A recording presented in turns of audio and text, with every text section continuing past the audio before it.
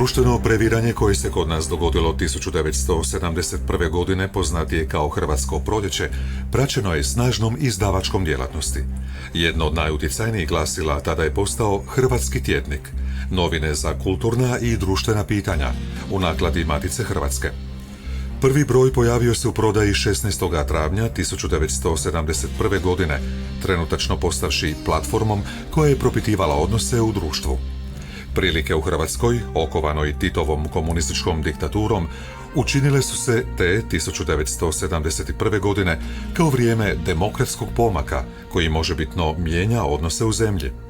Reformski zahtjevi stizali su iz tri smjera: Matica Hrvatska, pokret sveučilištaraca i partijsko vodstvo Socijalističke Republike Hrvatske. Intelektualno najsnažniji argumenti dolazili su iz Matice Hrvatske.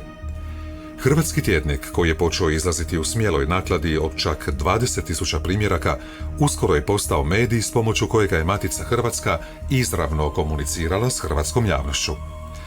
Prvi urednik bio je Igor Zidić, a časopis su svojim tekstovima punili vrsni intelektualci, kao Franjo Tuđman, Stjepan Babić, Zvonimir Berković, Jozo Ivičević, Tomislav Ladan, Zlatko Posavac, Petar Selem, Hrvoje Šošić i brojni drugi. Otvoreno i argumentirano prizivanje reformi zbog gospodarsko-političkih, demografskih i kulturnih promašaja vlasti budilo je nadu kako se stvari ipak mogu promijeniti. Od 13. broja glavni urednik postaje Vlado Gotovac, a naklada doseže do 130.000 tiskanih primjeraka.